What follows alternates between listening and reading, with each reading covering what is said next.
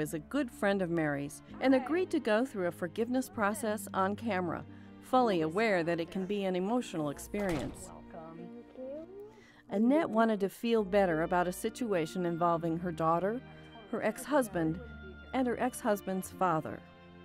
A family secret, one that Annette felt was harmful to herself and her daughter, was on the verge of being revealed publicly in court.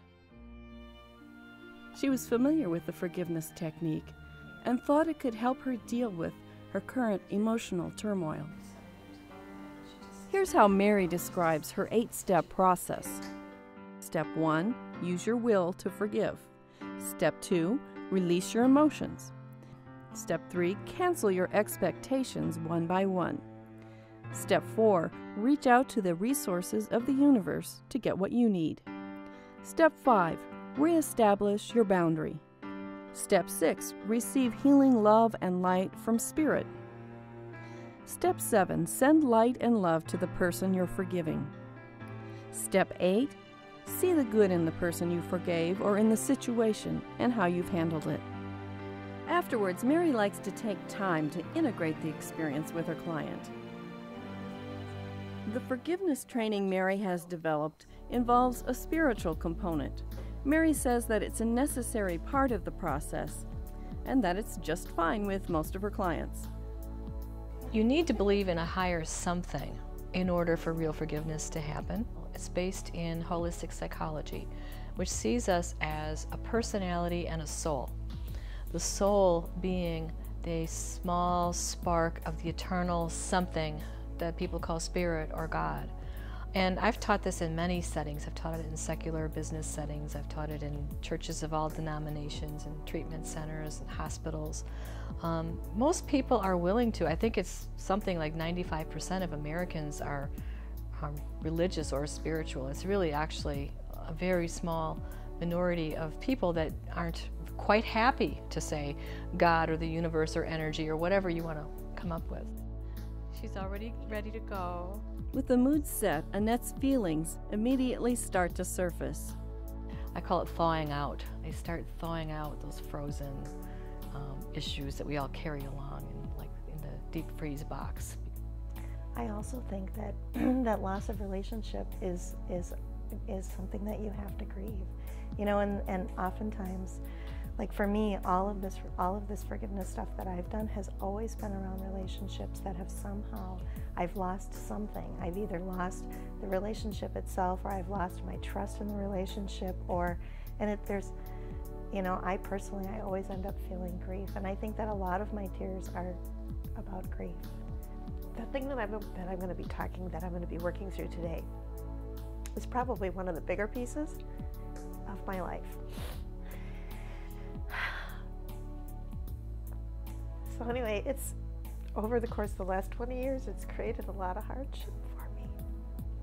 You're ready. I am. You're ready. You're at step 1, which is the willingness to go there. The willingness to visit your pain deeply and to let it out, and to then open up to releasing the expectation that's keeping it in place and onwards through the other steps of forgiveness. And we know that you're really there with step 1 because we've talked about that already. And why do you know you need to do this? Why are you so willing to do this? I feel like the dynamic in this relationship, it's about me and my father-in-law, and I've lost my relationship with him, and consequently, he's lost his relationship with my daughter, which is his granddaughter. Mm-hmm. So feeling that hurt, where do you carry it in your body? Let's start moving into step 2. Feeling and speaking the pain out. Where do you carry it physically? I don't know, probably across the top here. I feel like it's like in my shoulders and, you know, right up here, like it feels like I'm having to hold something up. I feel almost like, I don't want to say shorter, I just feel weighed down. Like a burden. By the weight of it, yeah. Okay. Like I've been carrying that around. Good. Okay. And you'd like to walk differently, not carry that around. Right. Okay. So let's give you full permission then to picture Bob in the chair, your father-in-law, and to feel this weight that you're carrying this weight of pain about your relationship with him and the breakdown and all this, etc. And just without thinking too hard, Annette, just let that pain speak. After some probing, Annette expressed specific details of her pain, and Mary encouraged her to feel tears, anger, hurt, and aim it intensely at an empty chair. Just go into that despair for a moment, feeling it, the weight of it, the texture of it, the energy of despair inside you, and just breathe and feel it very purely and nakedly. Despair feels like it goes on and on forever, but it's actually finite. It's actually only a certain amount of it. You're wrong, Mary. It goes on forever. It goes on forever. Feel it. Despair feels like it goes on forever. Feel it deeply. The emotional release is the longest part of the session. People hold their feelings inside really tight. They're afraid to go there because there aren't those places where you have permission to go there to completion. But sometimes it's like if you go there for 10 minutes and you cry and you sob and you're messy for 10 minutes and you say terrible things to an empty chair for 10 minutes and you feel like $1 million later. And it wasn't that big of an investment. And really, I've seen, in doing thousands of these sessions, I would say the average amount of time it takes to do a piece of forgiveness, even for something kind of significant, is about 45 minutes to an hour. Doesn't matter if you've been carrying it for 2 years or 20 years or even 40 years. It comes out and it completes. It's just been waiting for the space, the time, the method, the person that can say, all right, let's take care of this and work it through. This process can be uncomfortable because it breaks through social conventions and norms. I'm looking for what will make that come out more. I'm not saying, there, it'll be all right, now push that back. I'm saying, well, let's more about that. Well, let's go deeper into that. Well, is there more? And I'm encouraging the discharge, the emotional release. What's great about this process is that I'm having this feeling and I'm given permission to let it come all the way up and out. And it's really, that's what it feels like. It feels like it starts from down inside the place where I've been keeping it, and it comes up, and I can feel it coming up, and it comes out, and and for me it comes out as tears, unless I'm angry, then it comes out as as like yelling, swearing, kind of the stuff that you can't do in public every day. We're given the permission to have that feeling, makes the feeling overwhelming. After the emotions have aired, Mary turns the client to the next steps. Okay. So, does this feel like a good time to move on? Okay. So, I'm going to coach you, and I'm going to suggest a statement of an expectation that you're going to say to Bob. And we're going to start the change towards forgiveness by shifting it to a preference. Because when you're expecting something inside, and you're holding on to it, it's like this fist. It's like it's this thing that you're just stuck on inside, and it's keeping you kind of tied up in knots. And when you say, well, this is really what I think is right, this is really what I think is good and what I want, and I prefer it, but I'm letting it go because it doesn't seem like it can happen in this case. This is the doorway to freedom. This is each one is going to dissolve. Each expectation is going to dissolve and leave you a degree freer. Okay, so let's see, where do we start? Bob, I would prefer that long ago, when we first came into family life together, you had shared with me that your son has a mental disability, that you had recognized it and shared it with me, so that I knew what I was getting into.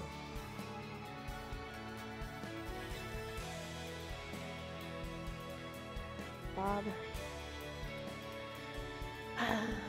I would have preferred it if long ago, when we first met, we would have told you the truth about Andrew's disability and discouraged me from entering into a permanent relationship with him by having this child. And I'm willing to let go and move beyond this expectation that I have that you would have told me this so long ago. And release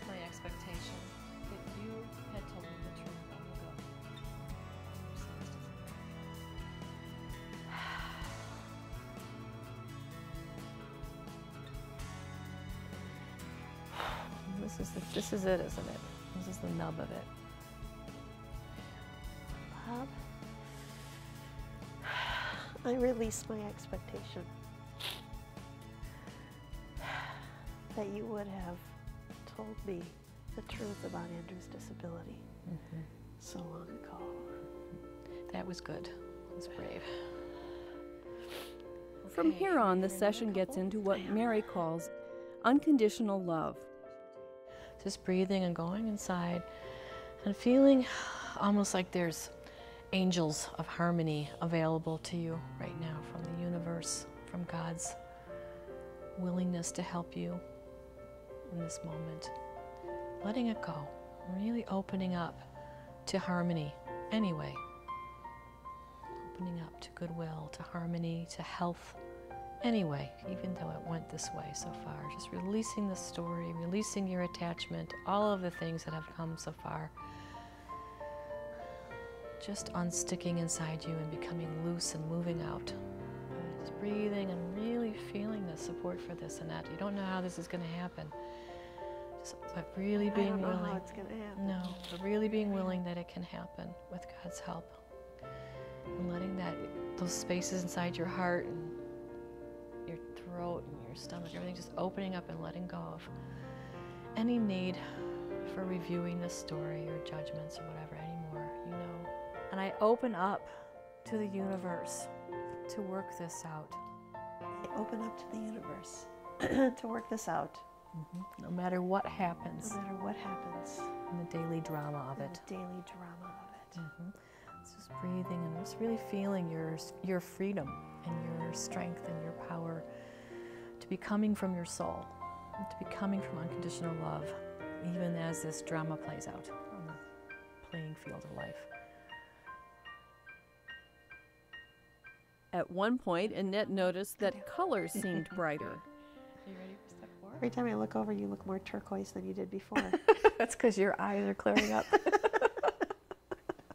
It's because you're getting more present. I'm not actually changing. I'm not changing colors. Your point of view is clearing up. Right. Okay.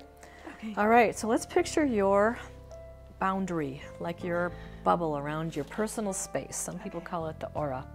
Your personal energetic space that is filled with your life, your light, your thoughts, your feelings, your values, your dreams, your Annette-ness. Good. And tell them, Bob and Andrew, tell them, I give you full responsibility for how you're behaving. Bob and Andrew, I give you full responsibility for how you're behaving. And I take responsibility just for me. And I take responsibility just for me. Good. And I'm going to picture a nice line here, a nice edge, a nice intelligent boundary between you and them. So you can look at them and you can interact with them with a nice open heart, nice clear mind, and anything that they do that's negative or hard for you, it just kind of bounce off out here. It's just going to kind of fall off out here. Does that feel nice to imagine that? Yeah. Good. Okay, so let's go to step 6. Let's have you open up to the Great Spirit for a nice flush of good, clean, healing love and light. Okay, so imagine God like this beautiful, vast field of light over your head, like an ocean of light. And it's full of refreshing, powerful, loving, free, beautiful, healing light. And you could just imagine like there's a gateway at the top of your head, the crown of your head, and these beautiful beams of light, the streams of light begin to flow down. This is unconditional love from God, from the universe. Flows down like a beautiful stream, refreshing and pouring into your body.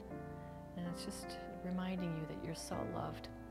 You're so appreciated and cared for by God. Letting you know that all is well.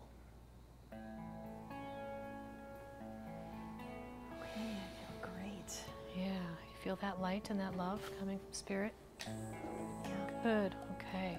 So letting it continue to pour through you and then out to them, wherever they are today, just extending your hands in blessing, generously offering them unconditional love from the universe. Bob and Andrew, I send you this higher love, just the way you are. Bob and Andrew, I send you this higher love, just the way you are. And I release you both to be yourselves. And I release you both to be yourselves. And I release me from you. And I release me from you. Good. Really letting that happen, that light flowing to them. Imagine them bathed in this beautiful unconditional love that comes from above, comes from spirit, through you and out to them. And they're being bathed in this light. Even though you don't prefer this drama, you're able to send love to them. Annette has at this point in the session come through most of the major turning points. There's just one more step to go, and that's noticing the changes that have occurred, both in her feelings and her body, and in her attitude towards the whole situation. What's different inside your body, or your attitude, or your feelings, or your energy? Well, for one thing, I don't feel I'm on the verge of tears all the time. No. You know, like I'm having to stuff that down.